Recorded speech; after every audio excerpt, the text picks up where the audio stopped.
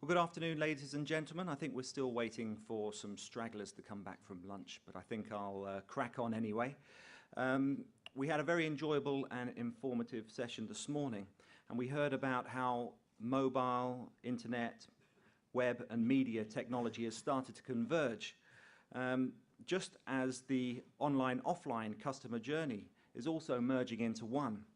Now, social media is an integral part of this, providing a direct link between brands and their customers.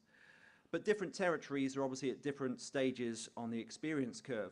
So this afternoon, we're going to take a closer look at the benefits it can bring to racing and betting. Access to social media is free, and activity can be integrated seamlessly into traditional sales, marketing and PR campaigns. But does it really work for business?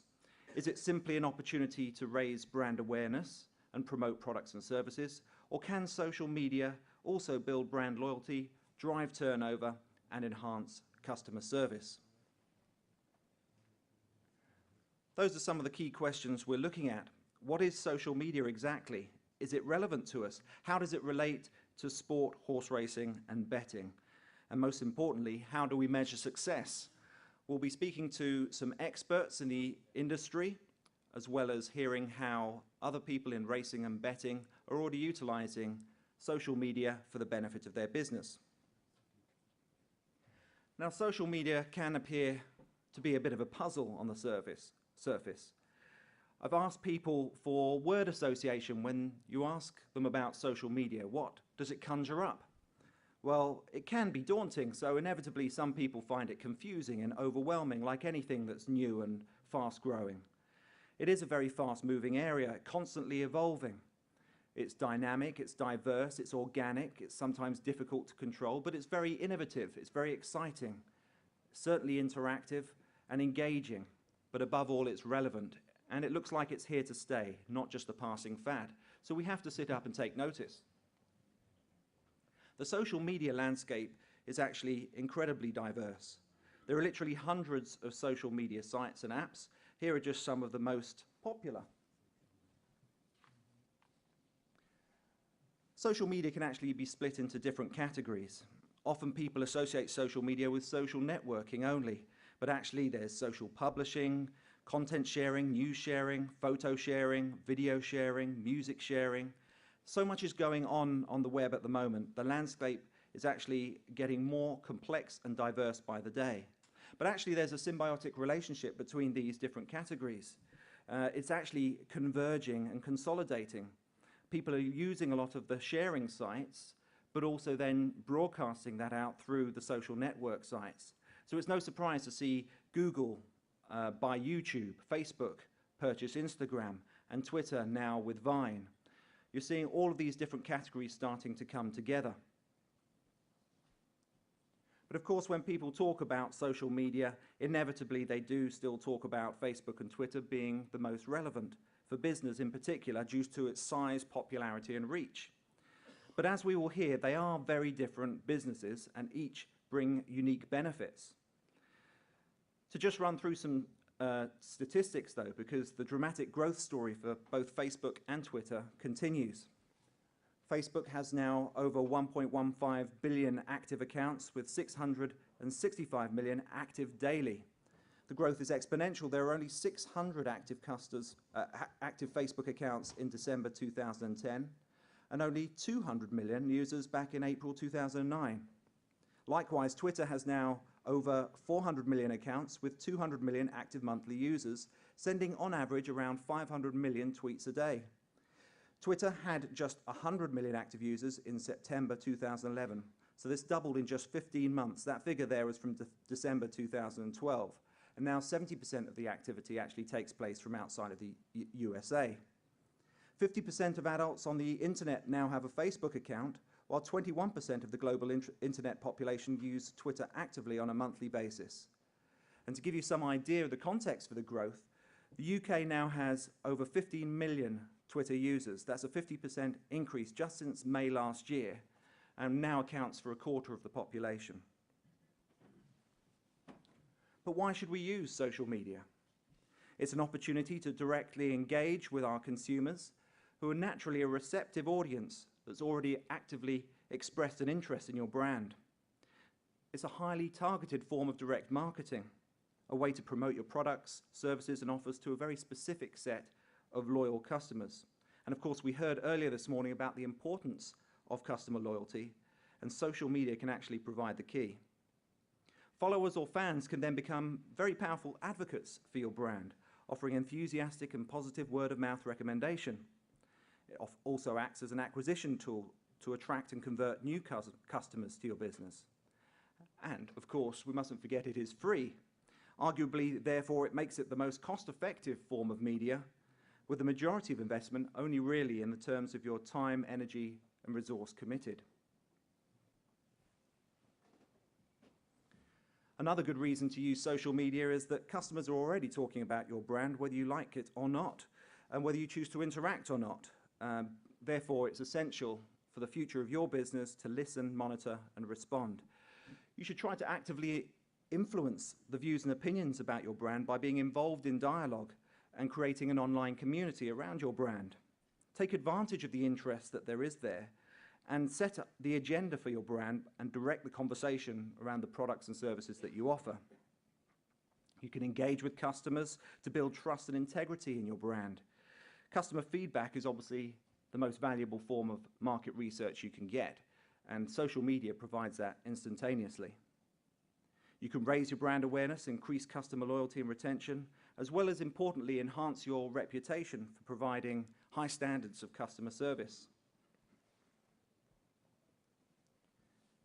But for racing and betting, I think the most important factor is that it's the ideal way to get your message out in real time. This is especially relevant for our sport, where events and odds change constantly. Social media is ideal whether it's about promoting and communicating race entries, the latest odds and prices, non-runners, jockey changes, news, results, dividends. The immediacy of social media makes it the most dynamic, current, and relevant channel available for sales, marketing, and PR activity. And it can also work seamlessly along traditional forms of advertising and promotions. It's now an essential part of the communication strategy, and we'll see that with some of the examples this afternoon. It also helps provide you with an additional online presence, driving business to your website and improving your SEO. And ultimately, organizations who do not participate in social media now run the risk of being seen as outdated and out of touch with their customers. But people are often daunted about how they should use social media. It can actually help to achieve your business goals if it's integrated within your overall marketing mix. As it suggests here, the important thing is to build awareness, engage with your customers, turn them into advocates for your business, and ultimately that will end up in a call to action and hopefully drive your turnover. But it's important first to understand customer interests, motivations, and needs. You need to plan your activity to engage with your customers at key times around things that are going to interest them. And to do that, you need to develop rich and relevant creative content to promote your products, services, and offers through links to your social media and website. The important thing is, it's not about just selling your services. You need to listen, involve, interact, create, discuss, and then promote your services. Create a discussion, ask questions, invite opinion. The important thing is to encourage interaction and participation. The tone should be conversational, friendly, informal, just as you were talking in a bar. The tone can actually help establish your brand positioning and reputation. The content must be interesting, informative, and add value. It's not just about promoting your products. So share unique and additional content such as photos, videos, news articles that you think will be relevant to your audience. Social media is now very content rich, involving all of those aspects. It's important to remember ultimately that social media is about conversation and interaction, not broadcast. It has to be a two-way process. It's an opportunity to connect with your customers before driving them to actually take advantage of your products and services. So overt self-promotion should always be avoided. It's about a two-way dialogue and discussion around your brand. In particular, social media is now used as a personalized news feed, and it's a valuable source of live information as events happen. People follow and like events and brands that they're interested in, and therefore they want to have live updates as they happen. So take advantage of this real-time marketing by creating relevant and timely content to create your brand awareness and association. I do believe that 18 months ago, 2 years ago perhaps, people didn't really fully appreciate how to embrace and utilize social media, and therefore overt promotion was the norm. Now it's becoming far more sophisticated in its approach. People are understanding how to harness the power of social media. A good example, I'm going the wrong way, apologies. A good example is Oreo cookies. Now you may remember in the Super Bowl there was a blackout, and it delayed the game by some 20-25 minutes. Now some sharp brain in Oreo managed to put out their marketing message during the blackout and take advantage of the fact that people were talking about that on Twitter at the time. Likewise, around the royal birth, you can see that their tongue-in-cheek promotion of their product there capitalized on hot topics in real time. And this is true in sports. Sports now are among the most innovative and becoming more sophisticated in their approach, not just about the hard sell, but it's actually about fan engagement. Breaking news first via Twitter and Facebook, sharing unique content not available elsewhere, and building that community with your fans and followers. And they do that by having question and answer sessions with players and key participants, creating conversation, use of specific hashtags, participating with fans, whether that's in stadium, online, or at home. And that adds value to fans too, offering competitions, prize draws, opportunities that they won't get elsewhere. And then that's fully integrated within the advertising and marketing activity too. Cross-promotion from other channels is critical, and as I say, this is not just about online, it's on and offline. I think it's neatly summarized here by this quote from Lewis Wiltshire, who was the director of media for Twitter. He was formerly the head of sport. This is what I call the second screen syndrome now, where fans interact with each other while watching the sport and engage with media and brands in the process. It's actually become a far more interactive process. You're not just a passive viewer anymore, sitting there and watching a television screen or being at the event. You're actively participating and involved in the dialogue and discussion around those events. Facebook took advantage of this during the London 2012 Olympics, and they saw over 160 million posts and comments relating to the London 2012 Games and 12.2 million likes for their microsite. Usain Bolt was actually the most liked athlete, unsurprisingly, over more than 1 million people liking his page and 8.1 million likes overall. But there's no doubt that sport drives conversation on Twitter. This year's Champions League final saw a peak of 117,000 tweets per minute. During the London Olympics, there were more than 150 million mentions of the games on Twitter. You can see how football has embraced this wholeheartedly.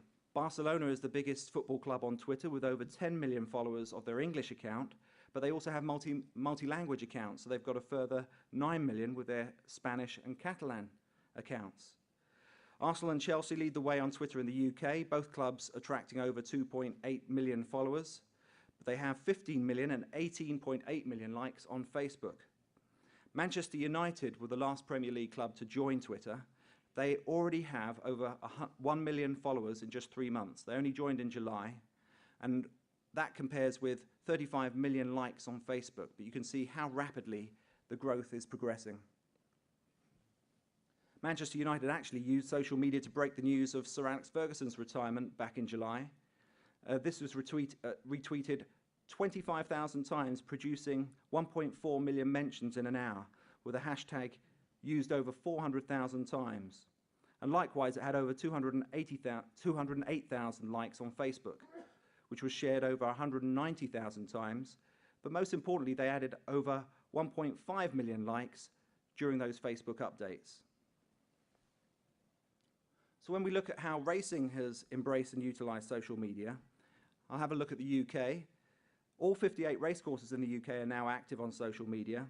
A total of 365 followers 365,000 followers in total on Twitter, with the top 10 UK race courses alone having 150,000 followers and 175,000 likes on Facebook.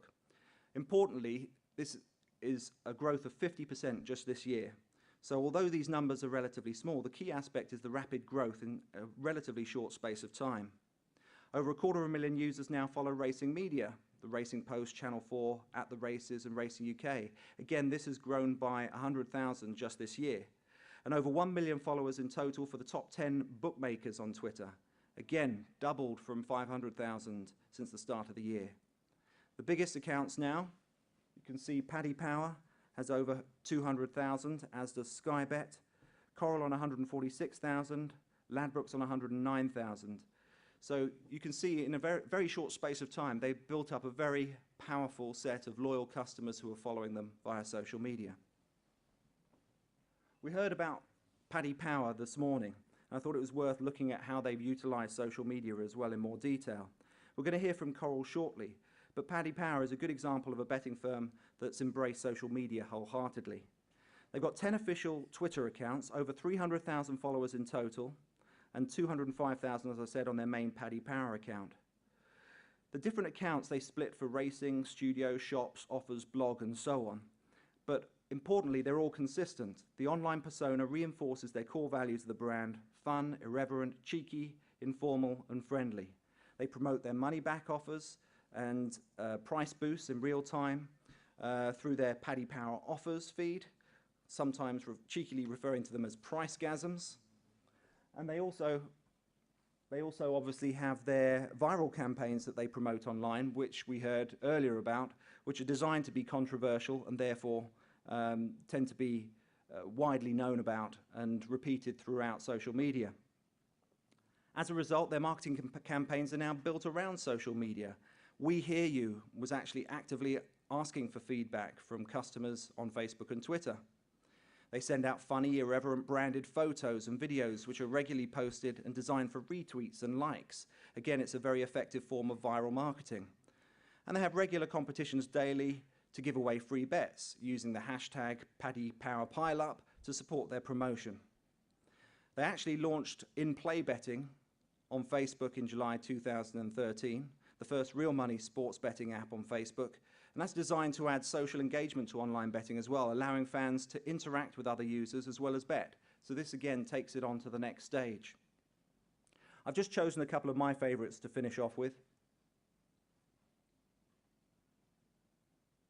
You may remember seeing this during the London 2012 Olympics. It's deliberately provocative, guaranteed to be talked about. You can see it came from their We Hear You campaign, where they were asked if any mischief was planned to upset Locog. Well, it was guaranteed to upset Locog, having used the key words that were prohibited at the time. Words official, sponsor, athletics, London. Paddy Power managed to really upset them in style. But it went viral on social media, and as you can see, their strategy is not necessarily about betting directly, but creating the association and ownership with the event. And likewise, we heard about their most recent campaign, Right Behind Gay Footballers. Again, it's controversial, but it stimulates debate and discussion about the brand, got massive media coverage, and over 72,000 Twitter mentions in a week. So again, it's an effective form of marketing, creating that brand association with football, creating ownership in a very clever, cost-effective way. So that's it from me, but you'll hear a lot more about these themes as we go through the afternoon. Delighted to welcome our experts from Facebook and Twitter here today. They'll be then joined by some of our experts from racing and betting for a discussion panel. And then later on this afternoon, we'll be hearing about how social betting and gaming come together. But first off, can I introduce Julien Cordogne, who's the Director of Platform Partnerships for Facebook.